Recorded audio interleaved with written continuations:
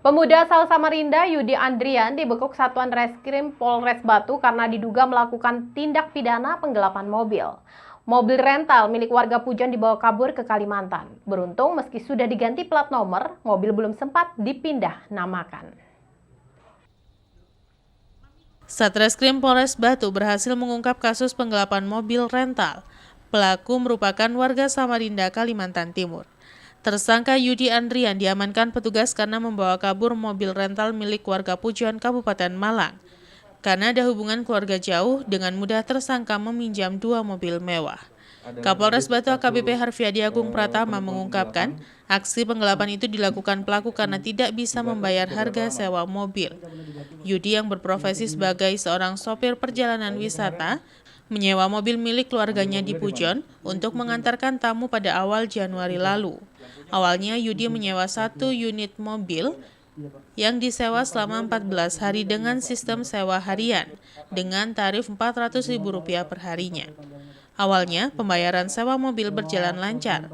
Hal itu membuat korban percaya pada pelaku. Yudi lantas mencoba menyewa mobil lain dengan tarif Rp1 juta per harinya pada Februari 2020. Seiring berjalannya waktu hingga batas waktu sewa yang telah ditentukan berakhir, kedua unit mobil tidak juga dikembalikan. Bahkan mobil tersebut dilarikan ke daerah Kalimantan. GPS yang berada di mobil juga dihilangkan dan plat nomornya diganti. Korban pun akhirnya melapor ke Polres Batu. Dengan berbekal informasi dari pelapor, Polres Batu melacak keberadaan pelaku. Pada 21 Agustus, Yudi berhasil ditangkap di Kutai Kertanegara beserta barang buktinya. Yudi dalam keterangan singkatnya mengaku terpaksa menggelapkan mobil karena tidak bisa membayar dan mengembalikan mobil yang ia sewa. Ia kesulitan keuangan karena terdampak masa pandemi COVID-19. Polisi tetap memproses hukum karena Yudi dianggap telah mengambil hak milik orang lain tanpa izin dan sepengetahuan pemilik, termasuk pemalsuan plat nomor untuk mengelabui petugas. Yudi diancam pasal 378 KUHP dan atau pasal 372 KUHP dengan hukuman 4 tahun penjara.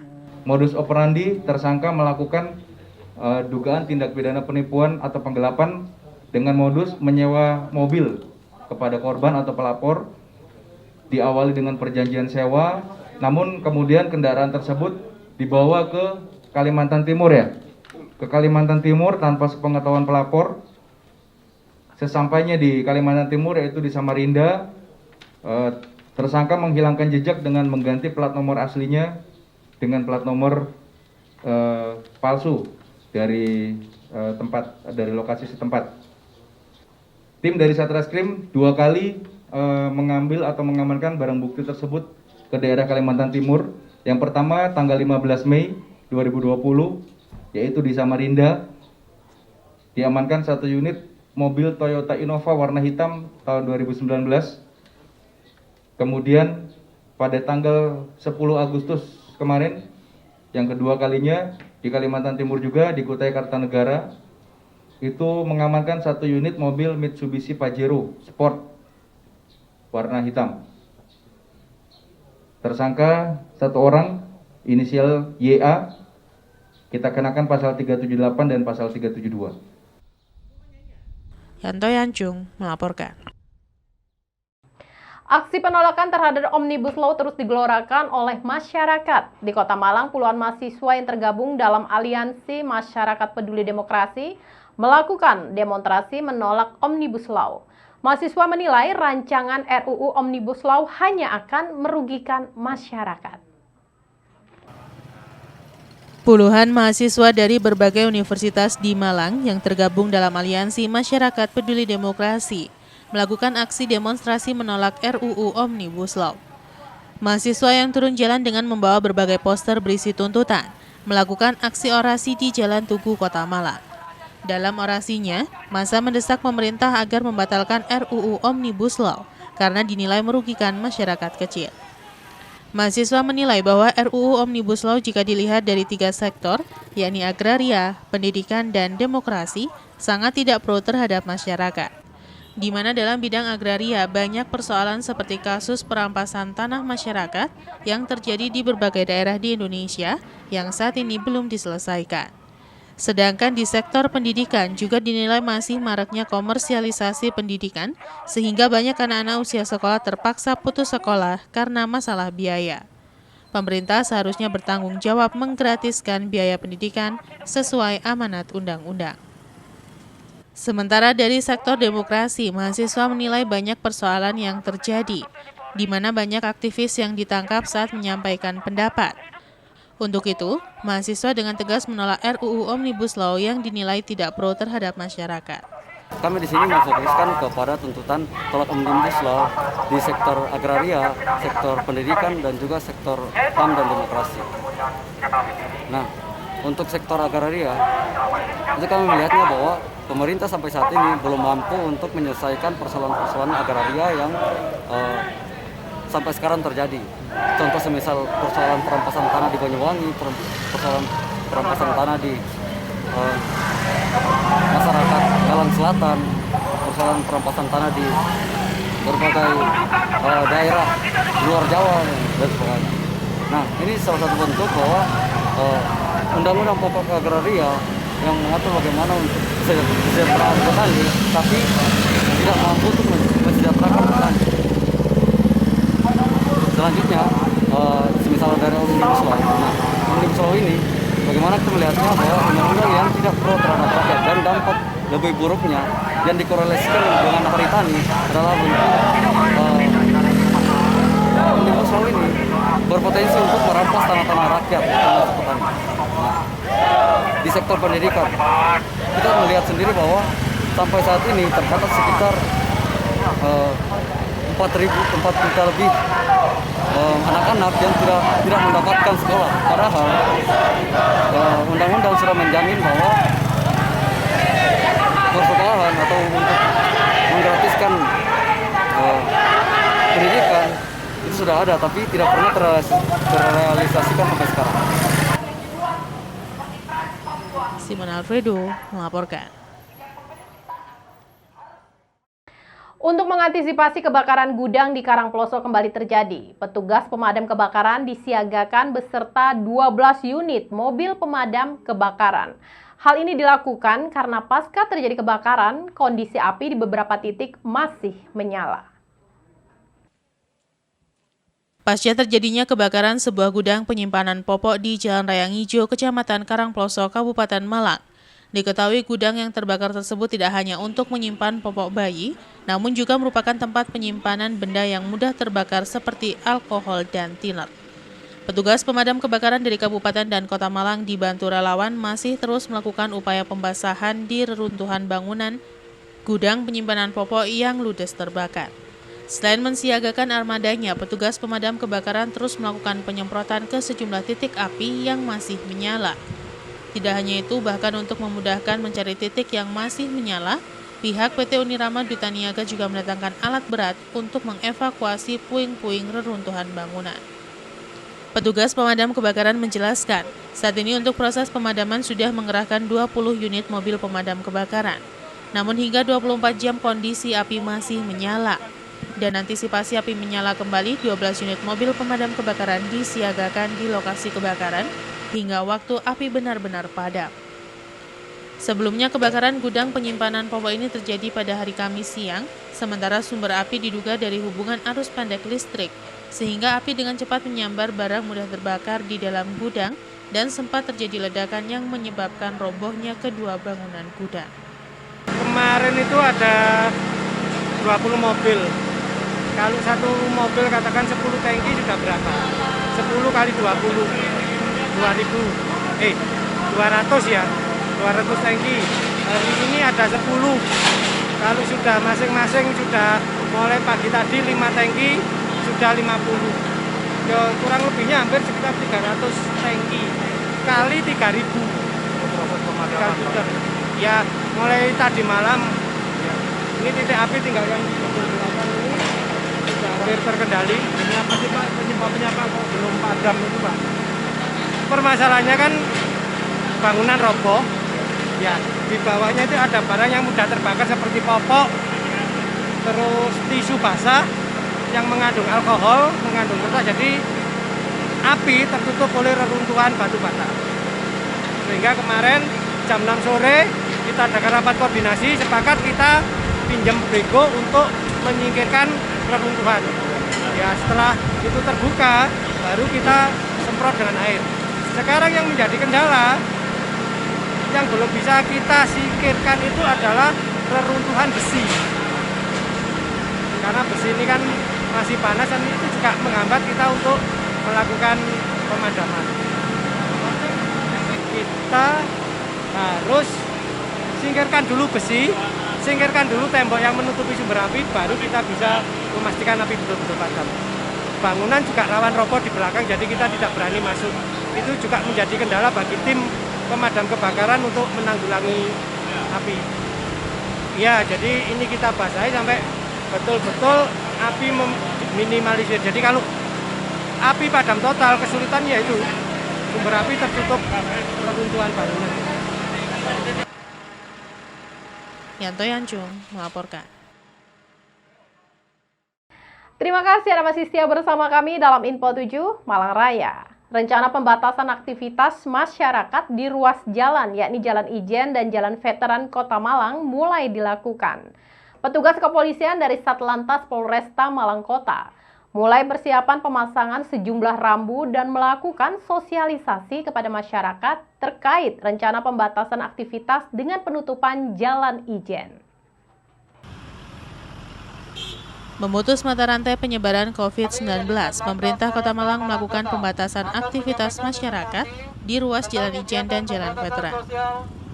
Untuk itu, Satlantas Polres Malang Kota dalam mendukung rencana penutupan Jalan Ijen, Jumat sore mulai mempersiapkan dengan memasang sejumlah rambu lalu lintas. Selain persiapan sejumlah rambu lalu lintas yang akan dipasang saat penutupan jalan, polisi juga melakukan sosialisasi kepada masyarakat terkait rencana akan adanya pembatasan aktivitas masyarakat di ruas Jalan Ijen. Sosialisasi ini polisi menggunakan mobil pengeras suara dan mengumumkan akan adanya penutupan ruas Jalan Ijen. Kasat Lantas Polresta Malang Kota AKP Ramadan Nasution menjelaskan, jelang pembatasan aktivitas masyarakat di Jalan Ijen, pihaknya bersama Dishub dan Satpol PP melakukan sosialisasi kepada masyarakat. Penutupan Jalan Ijen sendiri akan mulai diberlakukan pada Sabtu dan Minggu, mulai pukul 6 pagi hingga pukul 10 pagi dan pukul 19.00 hingga pukul 24.00. Untuk itu masyarakat diimbau untuk tidak melintas di Jalan Ijen pada waktu yang telah ditentukan sehingga tidak terjadi penumpukan. Penutupan Jalan Ijen sebagai salah satu upaya dalam membatasi aktivitas masyarakat selama masa pandemi COVID-19. Diharapkan dengan adanya pembatasan tersebut dapat memutus rantai penyebaran COVID-19 di Kota Malang dan Malang Raya. Ya, kita sosialisasikan kepada masyarakat, tentunya kita informasikan dari Satlantas Polresta Malang Kota, tentunya nanti bekerja sama dengan Dishub dan Pol PP dan pemerintahan Kota Malang Kota. Di hari Sabtu dan Minggu tentunya di mana masyarakat banyak melintas di ruas jalan yang saat ini kita evaluasi di Jalan Besar Ijen, banyak masyarakat yang berkumpul. Di era pandemi COVID-19 ini tentunya untuk mendukung pencegahan COVID-19 kami melaksanakan pembatasan kegiatan masyarakat di ruas Jalan Besar Ijen, sehingga kami informasikan nanti kepada masyarakat untuk tidak melalui jalan tersebut di jam 6 pagi sampai dengan jam 10 pagi. Dilanjutkan malam hari, jam malamnya diantaranya jam 19.00 sampai dengan 00.00 ataupun 24.00, sehingga kami himbau masyarakat untuk tidak melalui jalan tersebut dan tidak juga berkerumun di tempat tersebut karena kita laksanakan penutupan arus di ruas jalan tersebut. Simon Alfredo melaporkan. Sementara itu, meningkatnya volume kendaraan yang masuk Kota Malang menjelang akhir pekan berdampak pada penumpukan kendaraan di jalan masuk pusat Kota Malang. Penutupan kendaraan ini terjadi sejak pukul 10 pagi dan biasanya sampai dengan sore hari. Penumpukan dan antrian panjang kendaraan ini terjadi di pintu masuk ke pusat Kota Malang. Jalan Ahmad Yani sampai pertigaan Laksda di Sucipto terlihat padat baik roda 2 maupun roda 4. Kepadatan ini terjadi menjelang akhir pekan di mana Kota Malang dipenuhi kendaraan dari luar kota, sehingga antrian panjang kendaraan terjadi. Terlebih pada saat lampu pengatur lalu lintas warna merah menyala. Kendaraan dari luar kota meningkat volumenya walaupun Kota Malang masih mengkhawatirkan kondisi penyebaran COVID-19-nya dan sering berada di zona merah, dan setiap Sabtu dan Minggu beberapa titik jalan akan ada penutupan sementara waktu. Menurut salah seorang warga menjelaskan, kepadatan dan antrian panjang kendaraan sering terjadi karena Jalan Ahmad Yani masih menjadi jalan utama kendaraan dari luar ketika akan masuk ke Kota Malang. Di lokasi terlihat cukup banyak kendaraan dari luar kota yang melintas, baik nomor polisi L, W, maupun nomor polisi luar kota lainnya. Banyak pihak berharap dengan adanya jalan alternatif menuju Kota Malang bisa mengurai kepadatan di jalan-jalan utama Kota Malang. Kalau menurut saya ini enggak cuma akhir pekan aja, setiap hari. Setiap hari Pak ya? Setiap hari sejak 1 bulan ini sudah mulai macet. Macet Pak ya? Jam berapa biasanya Pak mulai padatnya? Jam setengah 9 pagi sampai jam 9 malam. Dan malam Pak ya? Ya. Khususnya dari arah sana Pak ya? Dari arah Surabaya menuju Malang. Kira-kira Pak pengaruh apa? Kenapa Pak? Mungkin kalau menurut saya, Ya. ini mungkin imbas dari ditutupnya lagi Ijen. Iya. Jadi kan mungkin nggak bisa belok kanan, jadi semua lurus lewat tengah kota semua. Oh gitu Pak ya? Ya, jam ini juga mungkin akhir pekan liburan juga. Iya. Setiap sudah sebulan yang lalu berarti Pak ya nih Iya, padatnya? sejak 1 bulan yang lalu. Kemudian kalau arah sebaliknya kapan biasanya?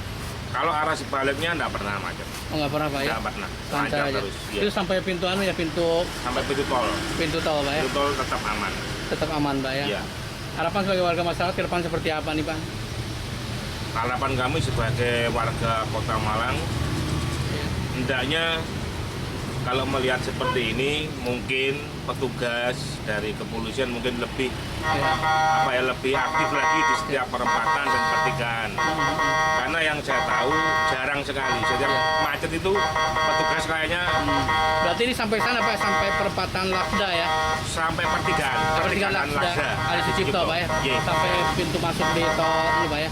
Dari pintu tol, keluar pintu tol, Jalan layang, kan mungkin arusnya terlalu cepat Ya. Mas. Kalau jalan layang, penumpukannya ada di ya. pertigaan LA Cipto. Biasa kalau padat juga arah di sana kan Pak ya? Biasa ke Panji Suroso biasanya? Ya, biasanya dari di arah pertigaan Panji Suroso itu kalau arah yang ke tengah kota, arah Ya. ke selatan macet biasanya dibuang ke kiri, lewat Raja Intan. Iya, di Intan biasanya Pak ya? Ya. Iwan Hikmawan melaporkan. Terima kasih Anda masih setia bersama kami dalam Info 7 Malang Raya. Akibat kondisi pasar yang tidak menentu, berdampak pada menurunnya permintaan apel.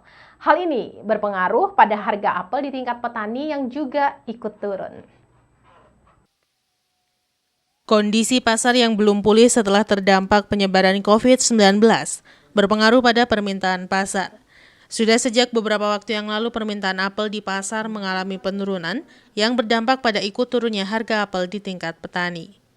Saat ini ketersediaan apel siap panen di tingkat petani sudah mulai berkurang, terlebih akibat faktor cuaca di mana pohon apel tidak maksimal berbuah karena terkendala hujan dan angin yang kapan saja datang.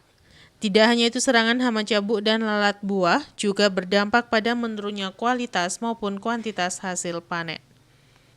Untuk harga apel sendiri beberapa waktu yang lalu pernah menyentuh harga 15 ribuan per kilogramnya untuk kualitas baik, tetapi kemudian turun kembali. Menurut salah seorang petani menjelaskan, faktor permintaan pasar sangat berpengaruh pada harga apel di tingkat petani, padahal biaya untuk perawatan dan pengobatan apel terbilang tinggi. Di lokasi kawasan kebun apel Tulungrejo Bumi Aji Batu, terlihat tanaman mengalami kerusakan pada bagian daun akibat serangan hama jambu serta lalat buah yang menyerang buah apel tidak hanya pada musim kemarau, tetapi juga pada musim penghujan. Sekarang harga apel lagi jatuh Pak, harganya. Jatuh? Iya. Untuk yang apa? Mana lagi berapa sekarang? Sekarang mana lagi harga 9.000. Iya, 9.000, 8.000 sekarang. di tingkat petani Pak, itu sudah kualitas bagus berarti ya? Iya. Kalau yang anak gimana Pak? Kalau anak 8.000, 7.000. 7.000. Itu belum termasuk harga yang tinggi Pak ya, betulnya? Belum, kemarin. Pernah sampai berapa kemarin? Kemarin tuh sampai harga 13, tapi cuma 2 bulan sudah turun lagi. Pak itu Pak, turun naiknya kenapa Pak? Pengaruh apa sih sebetulnya? Ya karena ekonomi gini Pak. Ekonomi sekarang kan sulit, masa Iya. demi Daya beli berarti ya? daya beli. Permintaan gimana permintaan untuk permintaan? Permintaan ya kurang Pak. Tapi ininya kan untuk kawasan sini kan kelihatannya apel siap panen sudah mulai kurang. Iya, mulai kurang sekarang. Mulai kurang. Iya. Berarti kemungkinan ke depan harga bisa Mudah-mudahan, Pak. bisa Mudah-mudahan bisa naik lagi. Iya. Pak, pengaruh cuaca gimana nih untuk tanaman apel, Pak? Kalau cuaca sekarang ekstrim, Pak. Tidak menentu cuaca. Iya. Itu pengaruh ke anu ya, ke bakal. Iya, waktu bunga sekarang kebanyakan hujan, malam hujan, siang panasnya gini. Berarti ya, sulit jadinya, Pak ya? Iya. Terus obat-obatan sekarang tingkat petani sekarang obat-obatan mahal terus. Pak, untuk bisa kembali modal kira-kira harga berapa Pak idealnya apel, Pak? Harga ideal ya 15, 14 itu, Pak. Oh, berarti kalau sampai harga di bawah 10 agak berat, Pak ya? Agak berat. Petani hancur. Sekarang harga obat-obatan dulu, Pak, yang mahal. Obat-obatan mahal, Pak ya. Iwan Nikmawan melaporkan. Dan informasi tentang perakiraan cuaca tadi mengakhiri perjumpaan kita dalam Info 7 Malang Raya edisi hari ini. Mewakili kerabat kerja yang bertugas, saya Sri Widiarti mengucapkan terima kasih atas perhatian Anda. Sampai jumpa dan wassalamualaikum warahmatullahi wabarakatuh.